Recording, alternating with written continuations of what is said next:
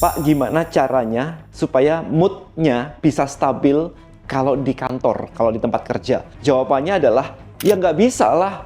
Mood nggak bisa diatur, jadi ya naik turun itu udah wajar. Kan itu manusiawi sekali. Kalau misalkan disebut punya bad mood itu manusiawi, jawabannya itu benar banget. Itu sangat manusiawi sekali. Tetapi, itu terlalu menyederhanakan.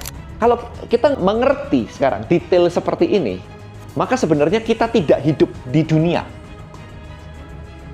Kita tidak hidup di realita kenyataan.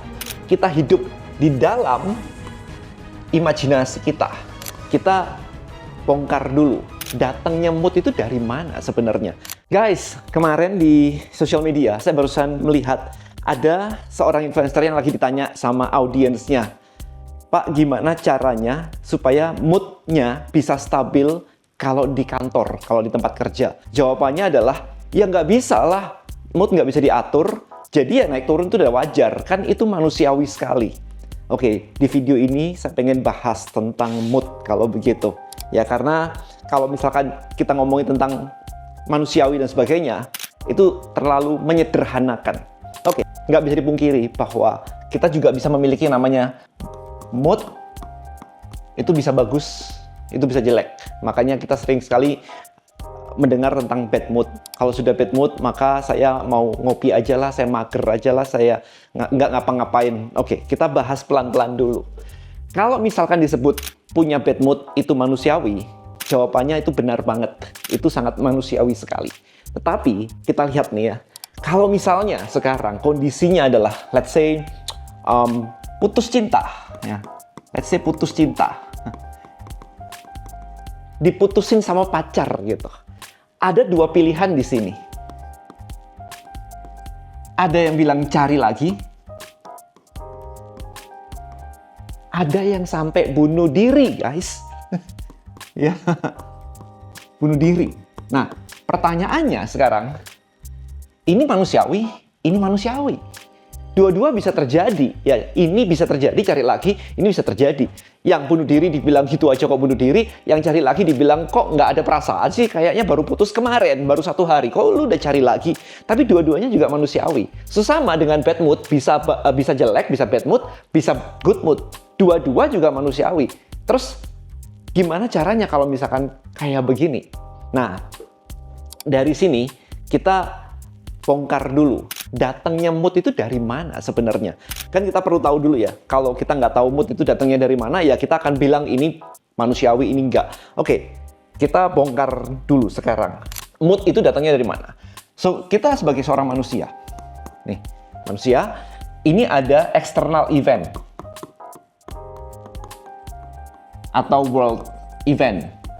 Atau intinya adalah ada kejadian-kejadian yang di luar diri kita. Oke lah, di luar diri kita lah. Mau apapun itu, pokoknya di luar diri kita. Oke? Kayak begini. Nah, ini akan datang ke kita. Masuk ke kita. Ini nggak ada artinya. Ini cuma data.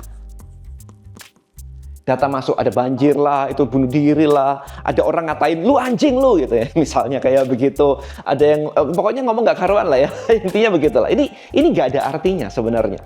Ini cuma sebuah data. Itu dulu yang perlu dipahami. Nah, data masuk ke kita itu lewat gerbang yang namanya fakok. Fakok itu apa? Fakok itu panca indera. Visual, auditory, kinesthetic, olfactory, gustatory. Ya, jadi mata, telinga, hidung, penciuman, mulut, perasaan. Jadi ada 5 panca indera. Pup, masuk ke kita. Oke? Otak kita menerima nih di sini nih. Karena data masuk begitu saja, kita tidak terbiasa. Ini kata kuncinya. Kita tidak terbiasa data masuk begitu saja tanpa arti. Makanya ketika saya bilang no judgment, nggak usah dikasih arti, challenging, agak tricky. Nah, kita cenderung memberikan sebuah arti. Kenapa? Karena kita diajarin untuk ngasih arti. Ini artinya begini, itu artinya begitu. Bener atau salah, gak ada urusan. Yang penting diartiin dulu. Nah, arti itu datang dari mana?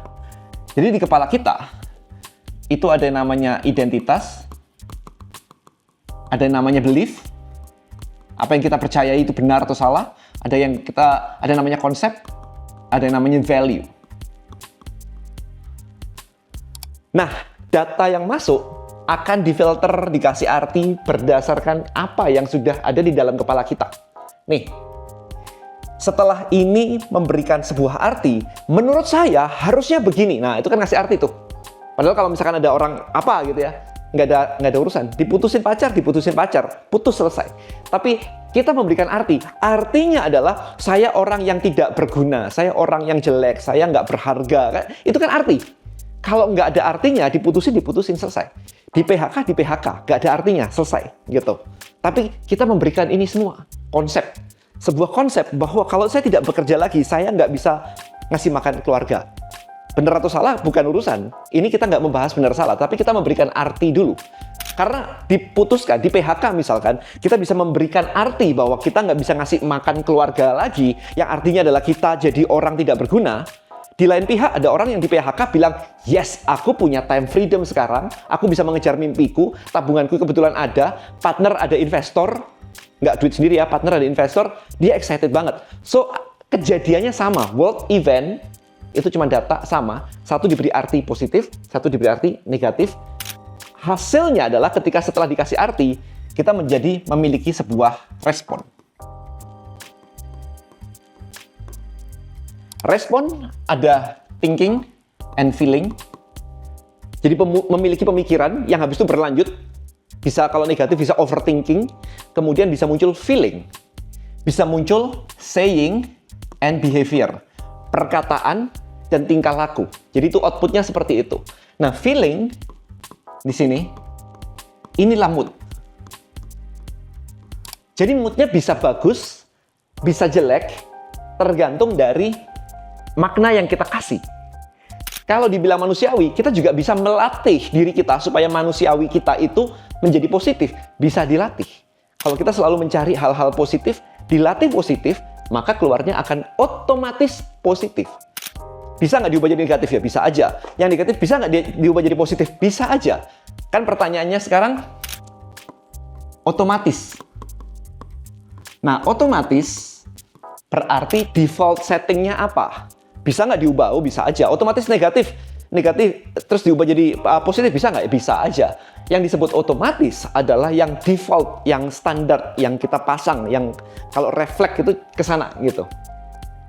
Bisa nggak misalkan refleksnya negatif, terus diubah jadi positif cepat? Ya bisa aja. Butuh latihan. Ya, jadi kalau nggak pernah latihan, ya kita nggak pernah nge-switch. Nah, kenapa saya mengerti ini semua? Karena dulu saya pernah, tahun 2008, saya pernah mengalami ini yang namanya panic attack. Panic attack itu benar-benar rasa di kepala itu, wah itu tajam begini. Kadang bisa bagus, stabil, kadang bisa di bawah, kadang bisa di atas, panic attack banget. Ya, jadi panic attack lebih ke sini sih. Nah, ini baseline, ini begini. Ya, jadi bukan yang, bipolar, bukan yang bipolar, tetapi yang panic attack itu yang baseline-nya di sini, kemudian kayak begini. Setelah saya meditasi, kemudian belajar meditasi dan sebagainya, ini tuh berubah. Jadi nggak kayak tajam-tajam lagi, ini berubah nih kemarin itu. Berubah jadi begini. Setelah meditasi. Tapi setelah saya belajar memberi makna dan yang lain-lain, ini flat. Jadi ini nggak ada isu.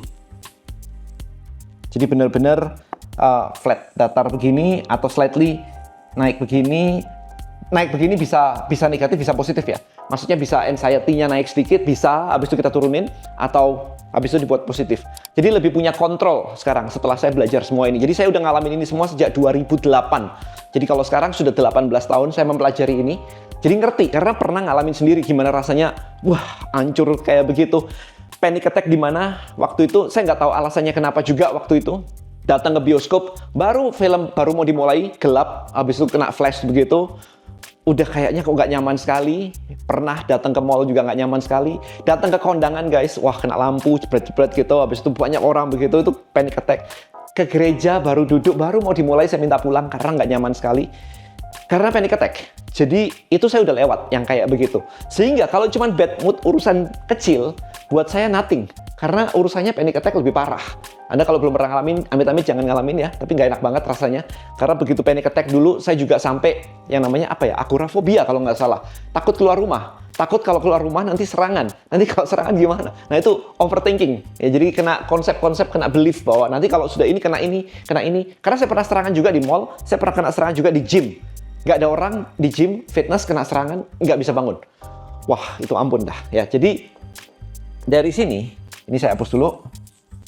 Hopefully dari video ini, Anda sekarang jadi paham bahwa semuanya tuh nggak ada artinya. Kalau kita mengerti sekarang detail seperti ini, maka sebenarnya kita tidak hidup di dunia. Kita tidak hidup di realita, kenyataan. Kita hidup di dalam imajinasi kita. Atau realita yang kita ciptakan sendiri. Kita tuh sebenarnya hidup di sini. Ini artinya begini, ini artinya begitu. Hidup enak, nggak enak. Hidup itu nggak ada enak, nggak enak. Hidup ya hidup. Enak, nggak enak, itu adalah karena kita ngasih arti.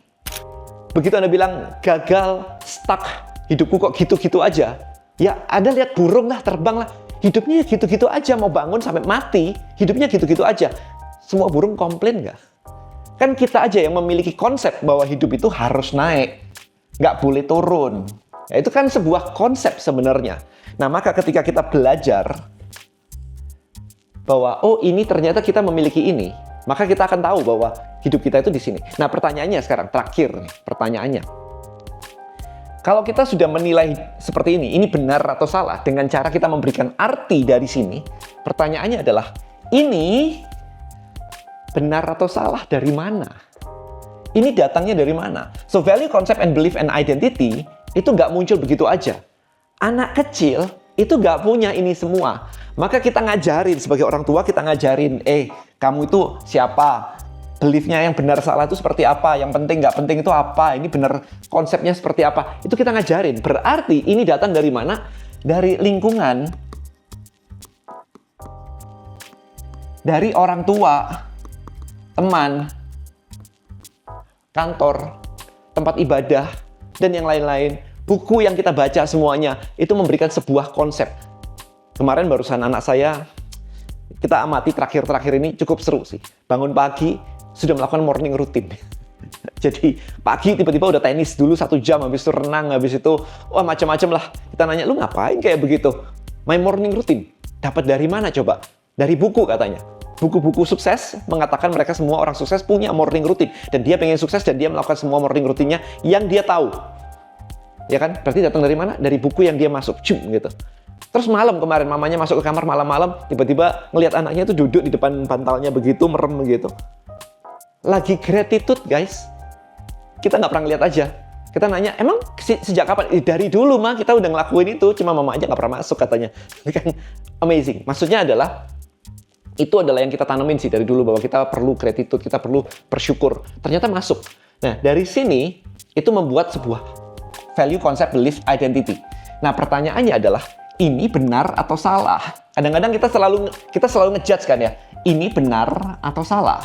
Kejadian di luar loh, ada orang begini, ada orang gini, benar atau salah? Itu selalu kita judge. Pertanyaannya adalah, meteran yang buat ngejudge itu benar atau salah? Ini nggak pernah kita pertanyakan juga kan sebenarnya kan? Kalau kita mikir begitu, benar atau salah? Ya, jadi saran saya nih, ini nggak usah dipakai. Benar salah ini nggak usah dipakai. Ini nggak usah dipakai. Ya, di dalam pikiran kita benar atau salah nggak usah dipakai. Yang dipakai apa terus? Yang dipakai adalah value, concept, identity, dan belief yang saya miliki berguna nggak bagi hidup saya dan tujuan saya? Berguna nggak? Kalau saya kerja nih, mana yang berguna ketika sebuah kejadian muncul? Saya mau good mood atau saya mau bad mood? Mana yang berguna? Of course yang good mood dong. Pikiran apa yang bisa bikin saya good mood? Dicari pelan-pelan. Oh, kalau saya mikir ini saya jadi good mood, kalau saya mikir ini saya jadi bad mood. Pilih yang good mood. Kalau Anda milih bad mood ya terserah Anda, tapi kan yang penting adalah Anda mau seperti apa? Good mood atau yang bad mood? Kalau Anda mau good mood, ya udah ngapain ini dipertahankan? Why? Kan bisa milih. Oke, dari video ini saya cuma pengen menjelaskan terakhir sekali adalah feeling atau emosi itu adalah pilihan yang bisa Anda pilih. Jadi sekarang balik lagi ke tangan Anda. Anda mau milih emosi yang seperti apa? Untuk mendukung supaya Anda bisa bergerak menuju ke goal yang Anda inginkan. Alright, so thank you so much for watching. See you in the next video. Bye-bye.